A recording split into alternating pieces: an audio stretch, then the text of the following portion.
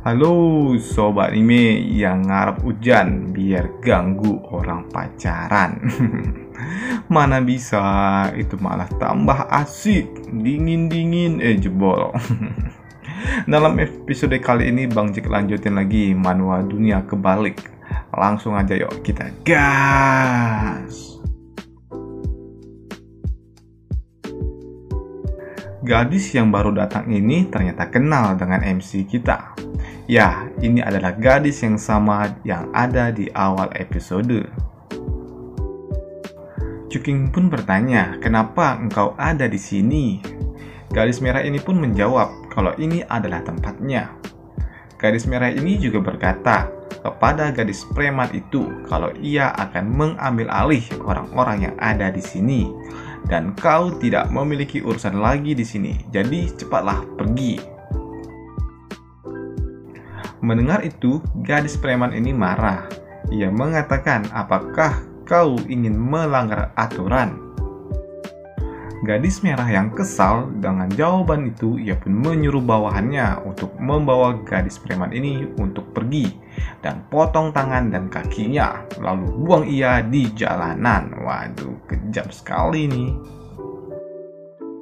Kini gadis merah ini berbicara dengan MC kita dengan aura yang sangat berbeda. Terlihatlah senyum manis keluar dari wajahnya dan mengatakan kalau itu adalah hadiah dari dirinya. Dan ia bertanya, "Apakah kau suka dengan hadiahnya?" Waduh, gaya-gaya mafia ini. Si gadis merah ini juga memutuskan kalau Cuking adalah pacarnya yang ke-36. Waduh, banyak banget nih. Namun Cuking pun menolaknya dengan tegas. Ia juga mengatakan, "Tanpa bantuanmu tadi aku bisa mengatasinya sendiri." Si gadis merah yang tidak percaya, ia pun mengatakan kalau kau hanyalah seorang pria dengan tubuh kecil.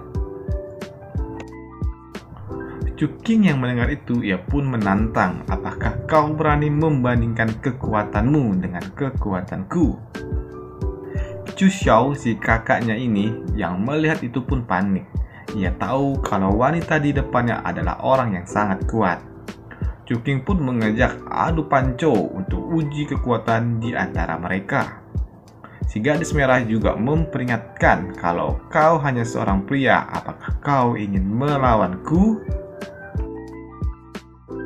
Gadis ini juga memiliki syarat. Kalau ia menang, maka Cuking harus menjadi pacarnya.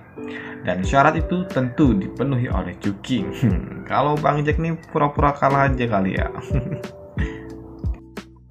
Adu panco mereka pun diadakan di depan panggung utama. Dan tentunya itu mengundang semua perhatian dari seluruh pengunjung yang ada di sana.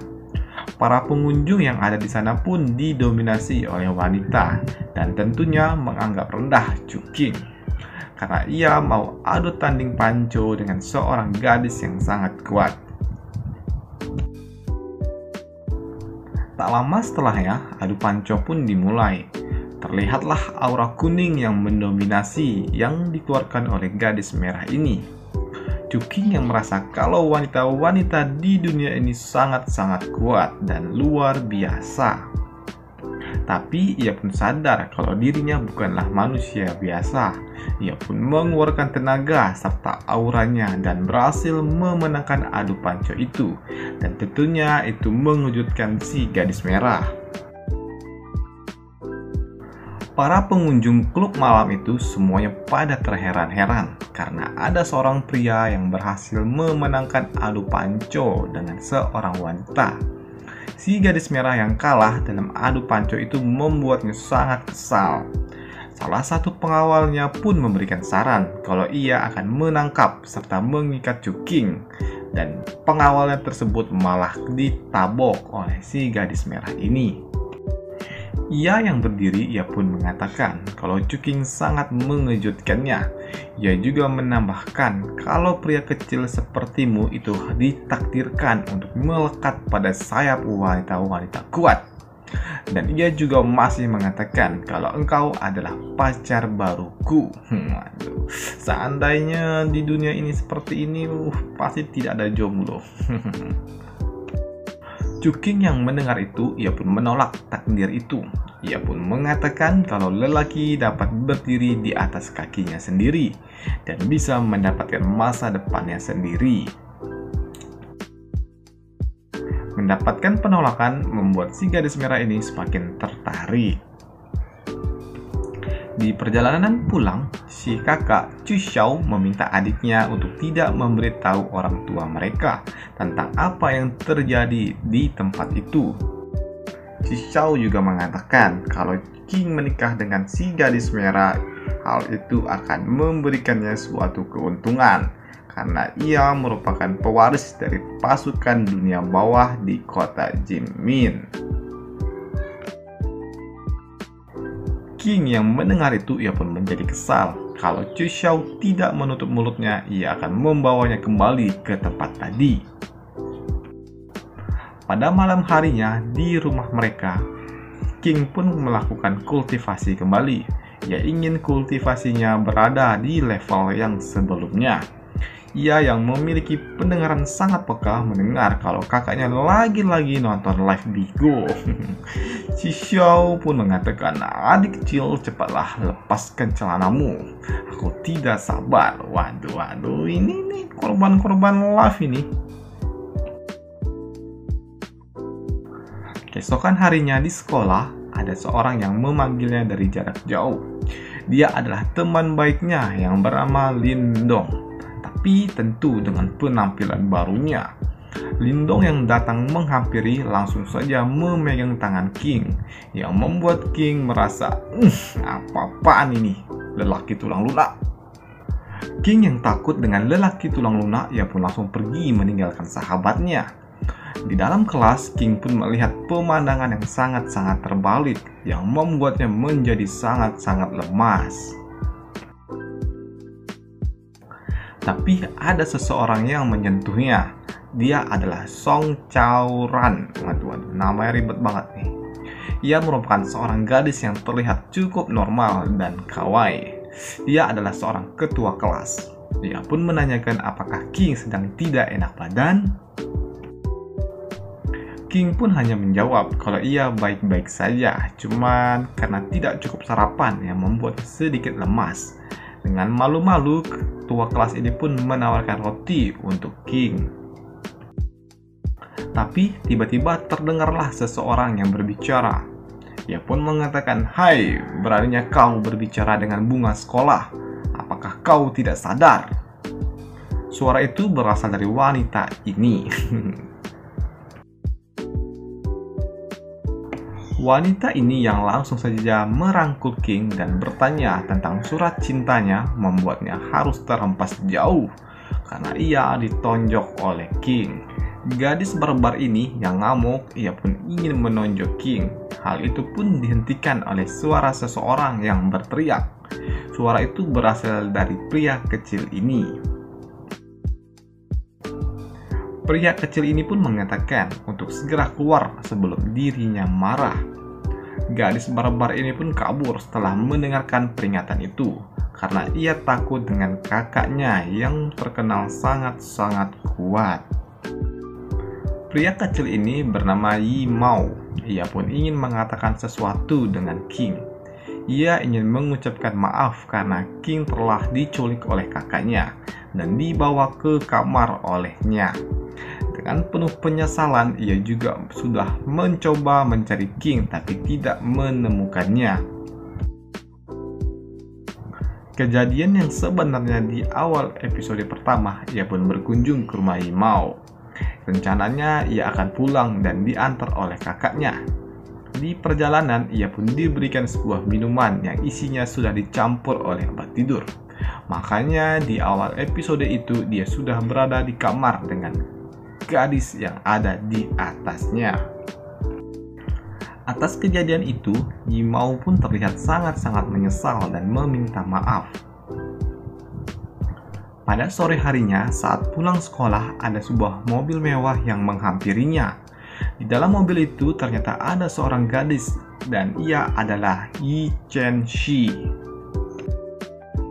Dari dalam mobil, Chen Shi ini menyuruh King untuk segera masuk. dan mengancam serta mengatakan, "Pikirkanlah keluargamu, kamu harus mengerti apa maksudku."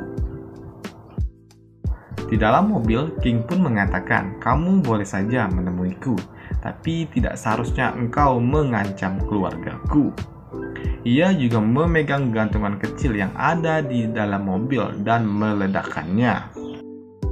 Dan langsung saja ia pun menyambut Chen Shi dengan memegang dagunya. Ini ngancem apa ngaceng ini? Aduh. Setelahnya, mereka pun melanjutkan perjalanannya. Dalam perjalanan itu, Chen Shi pun bertanya, apakah King belajar seni bela diri kuno? King pun menjawab, bukankah di dunia ini lelaki tidak dapat melakukan itu?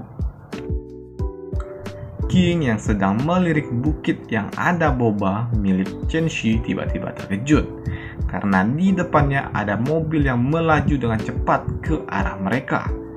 Dan terjadilah crash yang melibatkan mobil mereka dengan mobil yang melaju dari arah lain. Dari kejadian itu, Chen Shi pun terlihat terluka karena benturan di dalam mobil. Tapi King yang ada bersamanya pun turut melindungi dan memberikan energinya, serta membawa mereka keluar dari dalam mobil. Di luar mobil, Chen Shi pun meminta untuk segera ke rumah sakit karena ia melihat King terlihat terluka di beberapa bagian tubuhnya. Tapi King pun mengatakan kalau ini belum berakhir karena di balik asap itu terlihatlah ada 5 orang yang membawa alat pukul, dan di sana itu adalah para wanita-wanita kang pukul. Melihat itu, Chen Shi pun mengatakan, beraninya kau membunuhku dan menyakiti priaku, maka akan kubunuh kalian semua. Para wanita-wanita kang pukul ini yang main keroyokan harus terhempas oleh serangan yang dilakukan oleh Chen Shi, karena Chen Shi memang terlihat sangat jago dalam berkelahi. Melihat King sedang nganggur, salah satu gadis ini pun mencoba menyerangnya. King yang merasa dirinya direndahkan sudah menyiapkan suatu energi yang ada di lengannya jika ia pun diserang. Begitu si wanita ini mendekat, bam! Langsung saja ia pun tertonjok. Hal itu pun membuat si gadis ini terpental jauh. Waduh, MC kita nih kagak segan-segan untuk menyikat para wanita. Di tempat Chen Shi, ia pun terlihat sibuk karena harus menghadapi 4 gadis secara bersamaan. King yang melihat wanitanya dikeroyok, ia pun tidak tinggal diam. Ia pun berlari menuju para gadis-gadis itu dengan energi sihir yang sangat kental di belakangnya. Dan sekali tebas bertebaranlah para gadis-gadis kang pukul. Serangan itu pun diakhiri dengan pukulan tapak Buddha yang dimiliki oleh Chen Shi, yang membuat para gadis-gadis itu tumbang. Setelah itu, King pun mengatakan kalau acara makan bersama tidak jadi. Ia meminta agar menggantinya di hari berikutnya, karena sekarang sudah terlalu sore. Ia pun takut akan mengkhawatirkan ayahnya.